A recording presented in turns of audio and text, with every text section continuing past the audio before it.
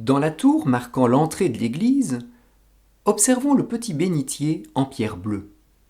Sur son bord, nous lisons la phrase latine peccata mea diluit, soit elle lave mes péchés.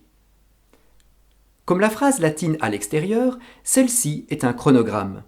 Considérons toutes les lettres capitales comme des chiffres romains et additionnons-les.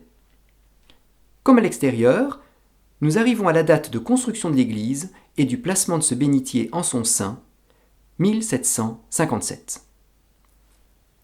Passons à la nef après un rapide coup d'œil sur la statue de Sainte Anne avec Jésus enfant. Sainte Anne est considérée comme la mère de Marie selon des écrits apocryphes du IIe siècle. La nef est très dépouillée et conduit au chœur plus étroit mais tout aussi vide.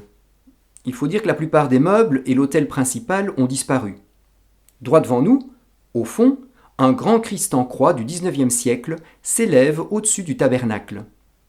Au plafond, entre la nef et le chœur, nous lisons la date de 1758, alors que nous commencions à nous habituer à celle de 1757. Pourquoi cette année de différence ? 1758 marque simplement la fin de la reconstruction de l'église commencée en 1757. À droite, derrière le banc de communion du XVIIIe siècle, une porte austère de 1789 avec des clous décoratifs livre accès à la sacristie.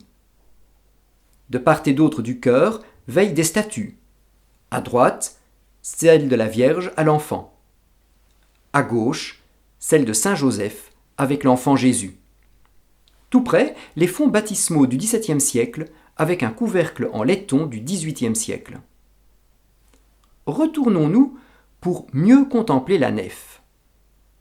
Nous y notons de chaque côté un confessionnal du XVIIIe siècle, partiellement encastré dans le mur parcouru d'un chemin de croix peint. Chaque confessionnal est surmonté d'une statue en bois polychrome du XVIIIe siècle. À gauche, Saint-Éloi. À droite, Sainte-Barbe, qui se trouvait déjà dans l'ancienne église. Dans le bas, un peu recouverte par le confessionnal, une pierre tombale mérite toute notre attention.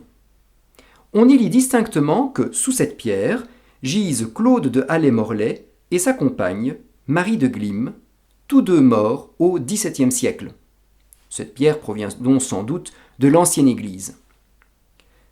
Claude de Halley-Morlaix, ou Claude Morlaix de Halley, était écuyer et descendait d'une ancienne famille installée depuis des siècles à Grand et Petit Halley, ce dont témoigne d'ailleurs son nom.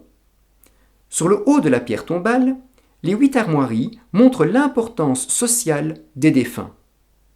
Les 4 armoiries de gauche correspondent aux ancêtres de Claude Morlaix de Halley, à savoir, de haut en bas, son père, sa mère, sa grand-mère paternelle et sa grand-mère maternelle. Même système à droite, mais cette fois pour son épouse. Ces 2 colonnes encadrent les armoiries des 2 familles.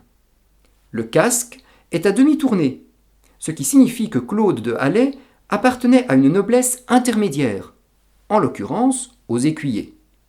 Le casque est surmonté d'un lévrier, symbole de fidélité.